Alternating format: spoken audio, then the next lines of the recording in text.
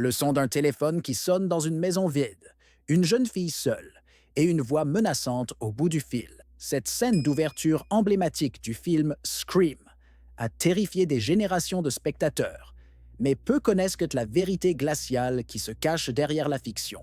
L'horreur n'est pas née dans un studio d'Hollywood, mais sous la chaleur écrasante de l'été 1990, dans la ville universitaire autrefois paisible de Gainesville, en Floride.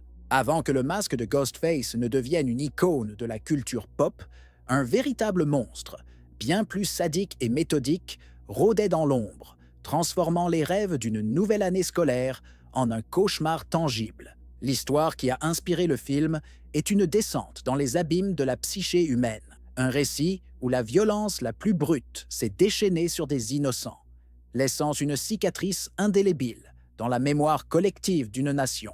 Le mois d'août à Gainesville était synonyme d'humidité oppressante et de l'effervescence joyeuse des étudiants revenant sur le campus de l'Université de Floride. L'air, habituellement rempli de rires et de promesses d'avenir, s'est soudainement alourdi d'une terreur silencieuse.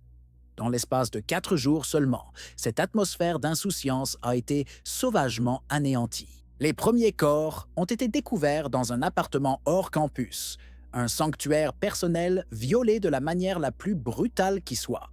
Les scènes de crime étaient d'une cruauté inimaginable, non seulement des actes de meurtre, mais des mises en scène macabres. Les victimes, mutilées, étaient délibérément positionnées, parfois de manière sexuellement provocante, avec des miroirs stratégiquement placés pour forcer les découvreurs à se voir aux côtés de l'horreur, amplifiant le choc et le traumatisme psychologique. La nouvelle s'est répandue comme une traînée de poudre, empoisonnant l'atmosphère de la ville. La peur est devenue palpable, une entité invisible qui s'infiltrait dans chaque foyer, chaque conversation.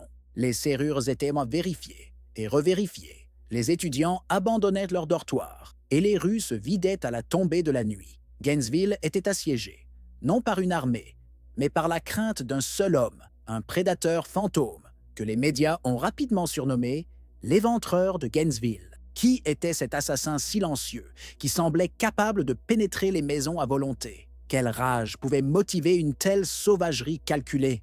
La ville retenait son souffle, chaque grincement de plancher, chaque ombre dans la nuit devenant une source potentielle de terreur, ignorant que le tueur observait, savourant la panique qu'il avait orchestrée. Pour comprendre le monstre, il faut d'abord regarder l'enfant. Danny Rolling est né en 1954 à Shreveport, en Louisiane, dans un foyer qui était une véritable poudrière de violence.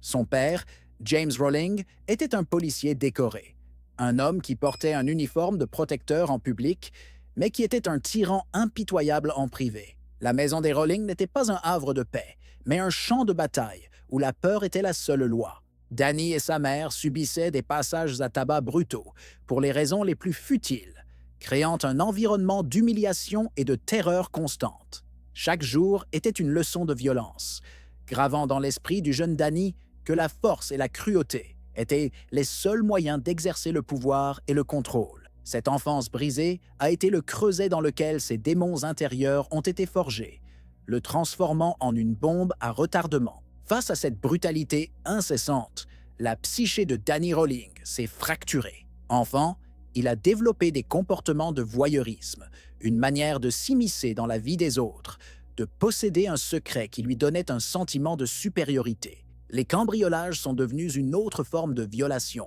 une intrusion dans l'intimité et la sécurité d'autrui. Pour survivre mentalement, il a affirmé avoir développé des personnalités multiples, le plus célèbre de ses alter-ego étant Gemini, une entité maléfique qu'il blâmait pour ses pulsions les plus sombres. C'était un mécanisme de défense tordu, une façon de compartimenter sa propre noirceur. Paradoxalement, il trouvait aussi un certain réconfort dans la musique et l'art, des éclats de sensibilité perdus dans une âme de plus en plus consumée par la haine et le ressentiment, un portrait complexe d'un homme en guerre contre lui-même. La vie adulte de Danny Rolling n'a été qu'une longue dérive, un cycle sans fin de petits délits, de séjours en prison et d'une incapacité chronique à maintenir un emploi ou des relations stables. Il est devenu un fantôme, un vagabond se déplaçant d'état en état, perfectionnant ses compétences criminelles en cours de route. Chaque cambriolage, chaque agression était un entraînement. Les meurtres de Gainesville n'étaient pas un acte impulsif, mais l'aboutissement macabre de toute une vie de violence refoulée. Ses motivations étaient un enchevêtrement complexe de sadisme pur, d'une soif inextinguible de pouvoir et d'une quête déformée de notoriété. En mettant en scène ses crimes de manière si horrible, il ne cherchait pas seulement à tuer, il voulait choquer, terroriser et enfin, à sa manière monstrueuse, forcer le monde à reconnaître son existence. De l'autre côté de ce récit se trouvent les victimes, dont les vies étaient l'antithèse même de celles de Rawling. Sonja Larson, 18 ans. Christina Powell, 17 ans. Krista Hoyt, 18 ans. Tracy Pauls, 23 ans. Et Manuel Taboada, 23 ans. Leurs noms représentent des rêves brisés et des avenirs volés. C'étaient des jeunes gens brillants et pleins d'espoir, au seuil de leur vie d'adulte. Ils étaient venus à Gainesville pour étudier, pour se construire un avenir, pour vivre cette première expérience exaltante d'indépendance.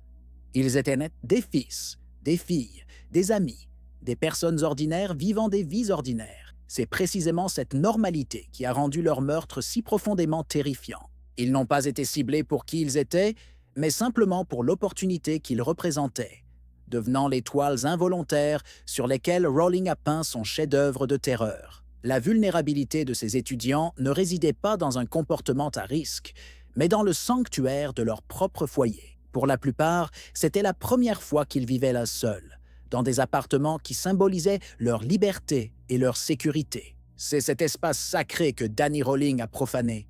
En s'introduisant chez eux la nuit, il n'a pas seulement ôté la vie, il a brisé l'une des illusions les plus fondamentales de notre société, l'idée que nous sommes en sécurité, une fois notre porte verrouillée. Il a choisi ses victimes au hasard, transformant chaque appartement, chaque maison de la ville en une scène de crime potentiel. Cette prise de conscience que le monstre pouvait franchir n'importe quel seuil est ce qui a déclenché une telle panique, car si cela pouvait leur arriver à eux, cela pouvait arriver à n'importe qui. L'horreur de Gainesville n'a pas commencé en Floride. C'était l'apogée sanglante d'une violence qui avait déjà fait ses preuves. 9 mois plus tôt, en novembre 1989, la ville natale de Danny Rawling, Shreveport, avait été le théâtre de sa première répétition générale macabre. Il s'était introduit dans une maison et avait assassiné 3 personnes, Julie Grissom, son fils Sean et son neveu William. La brutalité et la mise en scène étaient déjà présentes, une signature naissante de sa rage. Puis, en mai 1990, sa fureur s'est tournée vers sa source originelle. Dans un acte de violence parricide manqué, il a tenté d'assassiner son propre père, le laissant pour mort. Devenu un fugitif, avec le sang de sa famille sur les mains, Rawling n'était plus un simple criminel. Il était un prédateur en pleine escalade, cherchant un nouveau terrain de chasse pour déchaîner les démons qu'il ne pouvait plus contenir. En juillet 1990, fuyant la Louisiane, Danny Rawling arrive en Floride. Il n'est qu'une silhouette parmi tant d'autres, un homme sans passé apparent qui se fond dans le paysage.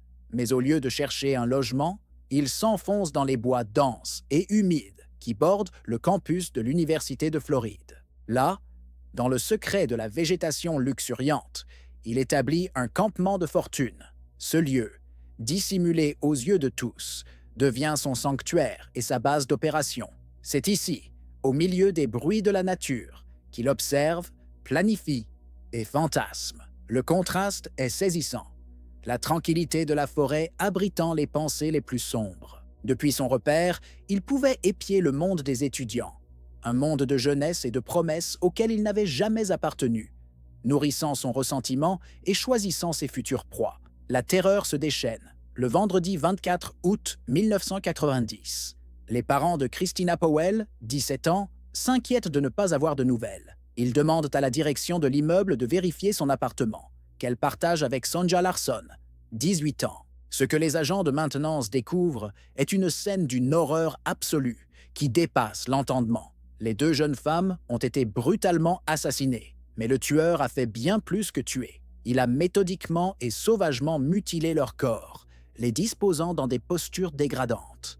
La police de Gainesville est immédiatement confrontée à un type de criminalité qu'elle n'avait jamais connu. Le niveau de sadisme et de planification indique qu'il ne s'agit pas d'un crime passionnel, mais de l'œuvre d'un prédateur organisé qui prend plaisir à la souffrance et à l'humiliation de ses victimes. À peine la ville commence-t-elle à réaliser l'horreur de ce premier double meurtre que le tueur frappe à nouveau. Le lendemain, le 25 août, le corps de Christa Hoyt, 18 ans, est découvert dans son appartement. Elle aussi a été violée et assassinée. Mais cette fois, le tueur a franchi un nouveau palier dans la barbarie.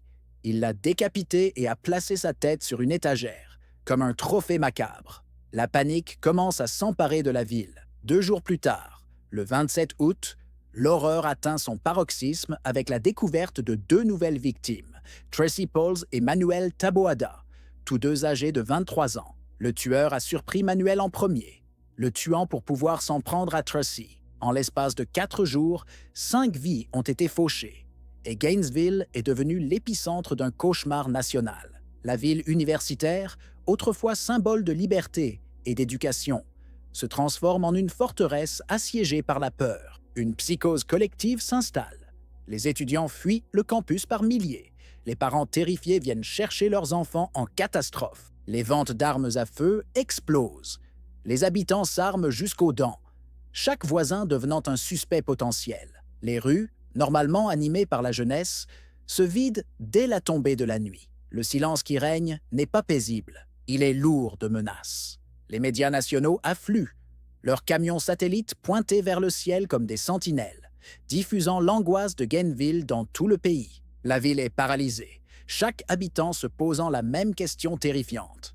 Qui sera le prochain et quand frappera-t-il à nouveau? Face à cette vague de terreur sans précédent, la police de Gainesville est complètement dépassée. Les forces de l'ordre local, habituées à une criminalité bien moins violente, doivent gérer une enquête d'une complexité et d'une ampleur immense, tout en essayant de contenir la panique de la population.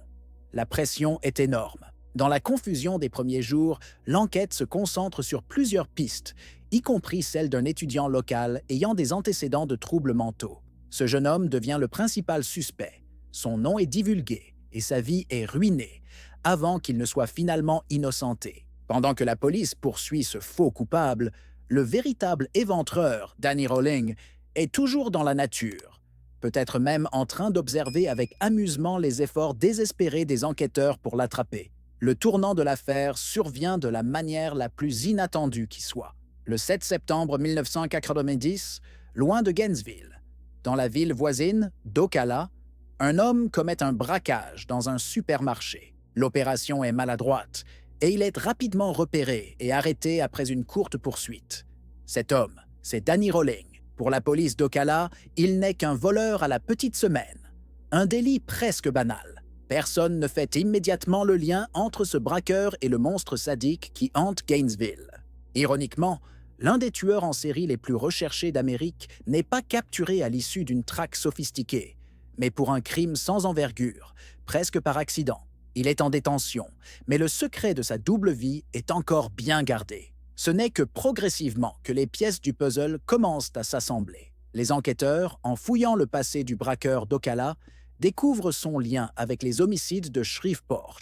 Le doute s'installe. Des preuves matérielles collectées sur le campement de Rolling dans les bois, ainsi que des échantillons d'ADN, finissent par le relier de manière irréfutable aux scènes de crime de Gainesville. La preuve ultime viendra de Rolling lui-même. La police découvre des cassettes audio qu'il a enregistrées, une sorte de journal intime macabre où, de sa voix calme, il raconte ses crimes, chante des chansons et expose ses pensées les plus sombres. Confronté à ces preuves accablantes, il finit par plaider coupable en 1994 pour tous les meurtres. Le long chemin vers la justice se termine le 25 octobre 2006, lorsque Danny Rolling est exécuté par injection létale. La tension la plus insupportable est celle qui précède l'acte. Il faut s'imaginer Danny Rolling, caché dans son campement des bois, à la lisière de la civilisation. La nuit, il quitte son repère, non pas comme un monstre, mais comme une ombre silencieuse. Il marche dans les rues de Gainesville, observe les lumières des appartements, entend les éclats de rire et la musique qui s'échappe des fenêtres ouvertes. Il est le spectateur invisible de vie qu'il ne pourra jamais avoir. Chaque silhouette aperçue, chaque couple qui s'embrasse, Chaque groupe d'amis qui discute alimente sa rage et son sentiment d'exclusion. Cette phase de traque est un rituel. Il ne choisit pas seulement ses victimes, il s'imprègne de leur innocence, savourant par avance le pouvoir qu'il exercera en la détruisant. Le suspense ne réside pas dans le si, mais dans le quand et le qui sera le prochain à recevoir sa visite. L'horreur des crimes de Rowling ne tenait pas seulement à la violence, mais à son intelligence perverse et sa signature macabre. Chaque scène de crime était une déclaration, une performance théâtrale conçue pour infliger un maximum de terreur psychologique. L'utilisation de miroirs est l'élément le plus troublant de ce rituel. En les positionnant face au corps mutilé de ses victimes, forçait-il ces dernières à assister à leur propre destruction dans leurs derniers instants, ou bien était-il destiné aux enquêteurs, une invitation déformée à se voir eux-mêmes dans le reflet de la mort, à devenir partie intégrante de son œuvre? Ces questions sans réponse transforment le spectateur en détective psychologique, tentant de déchiffrer la logique d'un esprit dément. Chaque détail, chaque objet déplacé, chaque pose dégradante était un mot dans la phrase terrifiante qu'il écrivait avec le sang de ses victimes. Le suspense est encore amplifié lorsque l'enquête, sous une pression immense, s'engage sur une fausse piste.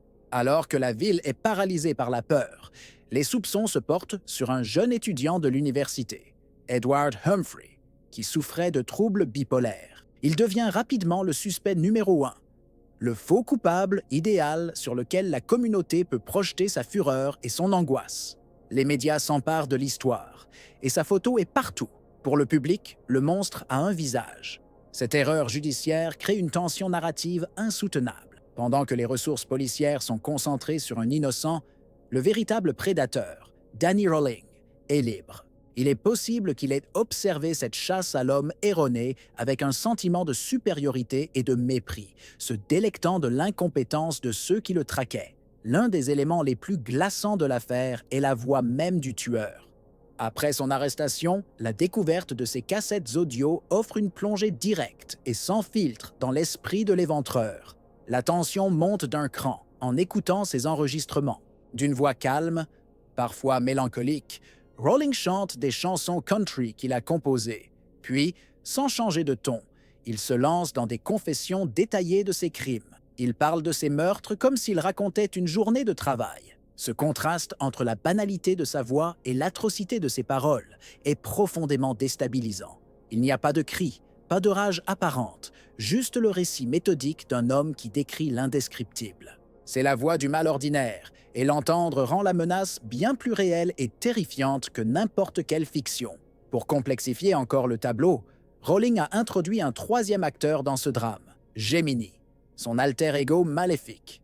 Il a toujours maintenu que ce n'était pas lui, Danny, qui commettait ces actes, mais cette entité démoniaque qui prenait possession de son corps. S'agissait-il d'une véritable dissociation pathologique, née des traumatismes de son enfance, ou d'une manipulation cynique pour échapper à la pleine responsabilité de ses actes? Cette ambiguïté sème le doute et soutient le suspense psychologique jusqu'à la fin. Le spectateur est obligé de se demander: avons-nous affaire à un homme devenu monstre ou à un monstre qui se cache derrière le masque d'un homme? La question de Gemini nous force à interroger la nature même du mal, sa source et sa capacité à se dissimuler au plus profond de la psyché humaine. La tragédie de Danny Rowling est une illustration sombre et terrifiante du concept de violence cyclique.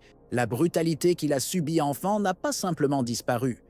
Elle a muté, s'est enracinée dans sa psyché et a grandi comme une tumeur maligne. Le foyer, qui aurait dû être un lieu d'apprentissage de l'empathie et de la sécurité, fut pour lui une académie de la cruauté, où son propre père était le professeur. Chaque coup, chaque humiliation lui a enseigné une leçon perverse. Le pouvoir s'obtient par la domination et l'infliction de la peur. En devenant un prédateur, il ne faisait que rejouer le seul scénario qu'il connaissait.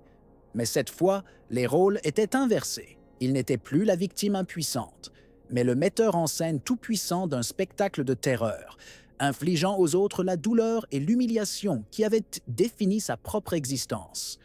Un monstre comme Danny Rowling n'apparaît pas ex nihilo. Son parcours est jalonné de signaux d'alarme ignorés et de failles institutionnelles béantes. La prémisse de sa tragédie personnelle réside dans l'incapacité de la société à intervenir. Des conseillers de scolaire avaient noté son comportement troublé. Des voisins avaient certainement entendu les cris provenant de la maison des Rowling, et le système judiciaire l'avait traité comme un petit délinquant plutôt que comme un individu gravement perturbé, nécessitant une aide psychologique intensive. Chaque fois que le système a détourné le regard, il a permis aux ténèbres de s'épaissir en lui. L'histoire de Rowling est donc aussi celle d'une responsabilité collective. Sa violence est le produit final d'une chaîne d'échecs, un rappel brutal que l'indifférence face à la souffrance d'un enfant peut avoir des conséquences monstrueuses pour la société entière des années plus tard. L'affaire de l'éventreur de Gainesville est un cas d'école sur la manière dont les médias peuvent façonner et amplifier la peur, créant ce que les sociologues appellent une panique morale. En août 1990, les chaînes d'information en continu ont transformé une série de meurtres locaux en un feuilleton d'horreur national. Le surnom accrocheur, The Gainesville Ripper, a donné au tueur une aura presque mythique, le changeant d'un homme pathétique en une figure de cauchemar. Cette couverture médiatique incessante, bien qu'essentielle pour informer le public, a également eu pour effet de créer une atmosphère de siège où la peur devenait contagieuse. Chaque reportage, chaque interview d'un expert, chaque image d'étudiants en larmes contribuait à un climat de psychose collective, nourrissant la paranoïa et, paradoxalement, offrant peut-être à Rowling la notoriété qu'il avait si désespérément cherchée toute sa vie. Au-delà des vies individuelles qu'il a détruites, Danny Rowling a attaqué un pilier fondamental du contrat social, le sentiment de sécurité au sein de son propre domicile. Pour les étudiants de Gainesville, leur appartement représentait le premier grand symbole de leur indépendance, un sanctuaire personnel loin du regard parental. En violant cet espace de la manière la plus intime et la plus brutale qui soit, Rowling n'a pas seulement tué des gens, il a assassiné l'idée même de sécurité. La peur qu'il a instillée était particulièrement insidieuse, car elle suggérait que nulle part n'était sûr, que les serrures et les murs ne pouvaient pas vous protéger. Cet effondrement de la perception de la sécurité a eu un impact durable, modifiant les comportements et instaurant une méfiance qui a persisté bien après son arrestation, rappelant à tous que le monstre peut parfois être celui qui franchit votre seuil. L'analyse psychologique des crimes révèle une rage profondément misogyne. À l'exception de Manuel Taboada, tué parce qu'il représentait un obstacle, toutes les victimes de Rowling à Gainesville étaient des jeunes femmes. La violence sexuelle et la mutilation post-mortem n'étaient pas de simples sous-produits du meurtre, mais des éléments centraux de son rituel. Cette haine des femmes prend probablement ses racines dans la dynamique familiale toxique de son enfance, où il a été le témoin impuissant de la violence de son père envers sa mère. En dégradant et en détruisant ses victimes féminines, il exerçait un contrôle ultime sur la figure féminine qu'il ne pouvait ni posséder ni protéger. Ces crimes étaient une expression horrible d'une masculinité tordue, où la puissance n'est pas synonyme de protection mais de destruction. Une vengeance symbolique et dévastatrice contre un monde qui l'avait rendu impuissant. Le point culminant de l'enquête sur l'éventreur de Gainesville n'a pas été une fusillade dramatique ou une poursuite effrénée, mais une prise de conscience silencieuse et glaciale dans un bureau de police. Imaginez les enquêteurs, épuisés, examinant des centaines de pistes infructueuses, le poids de toute une ville sur leurs épaules. Pendant ce temps, dans une cellule du comté voisin, Danny Rowling attend son sort pour un simple vol à main armée. Le climax survient lorsqu'un détective, en croisant les fichiers, fait le lien entre les outils trouvés dans le campement de Rowling et ceux d'un cambriolage, ou lorsque son profil correspond à celui des meurtres non résolus de Shreveport. C'est un moment d'eureka terrifiant. Le monstre fantôme qu'il traquait, le sadique méticuleux qui avait mis la Floride à genoux, n'était autre que ce petit criminel déjà sous les verrous. La banalité de sa capture ne fait que rendre ses crimes encore plus monstrueux. Avec un suspect en détention, le voile commence enfin à se lever. La preuve la plus accablante et la plus personnelle vient de la voix de Rowling lui-même, enregistrée sur des cassettes audio. Pour les enquêteurs, écouter ces bandes est une descente dans les ténèbres. Ils entendent un homme chanter des chansons d'amour, puis, avec la même intonation calme, décrire froidement le viol, la torture et le meurtre des étudiants. C'est la fin du jeu. Il n'y a plus de doute, plus de mystère. Confronté à ses propres mots, à l'ADN et aux preuves matérielles, Danny Rowling n'a nulle part où fuir. En 1994, dans un geste qui choque la Cour, il plaide coupable à tous les chefs d'accusation. Ce n'est pas un acte de remords, mais peut-être le dernier acte de contrôle d'un homme qui veut écrire lui-même le dernier chapitre de son histoire macabre. Le dénouement final de la vie de Danny Rowling a lieu le 25 octobre 2006, dans la chambre d'exécution de la prison d'État de Floride. 16 ans après sa semaine de terreur, l'homme qui se faisait appeler Gemini fait face aux conséquences ultimes de ses actes. Pour les familles des victimes, présentes pour assister à l'exécution, c'est la fin d'un long et douloureux chapitre judiciaire. Mais la justice peut-elle vraiment être rendue pour une telle souffrance? Alors que l'injection létale fait son œuvre, le silence dans la salle des témoins est lourd. C'est la fin du monstre, mais pas la fin de la douleur qu'il a causée. Son exécution apporte une conclusion légale. Une réponse de la société à une brutalité indicible, mais elle laisse la question éternelle de savoir si la mort d'un homme peut véritablement équilibrer la balance après la destruction de tant de vies innocentes. Pour les familles de Sonja Larson, Christina Powell, Krista Hoyt, Tracy Pauls et Manuel Taboada, la capture et l'exécution de Rowling n'ont jamais signifié la fin de leur peine. Ils ont été condamnés à une sentence à perpétuité de deuil, forcés de revivre l'horreur à chaque anniversaire, à chaque reportage et plus tard, à chaque fois qu'un adolescent louait le film Scream. Leur tragédie privée est devenue une histoire d'horreur publique.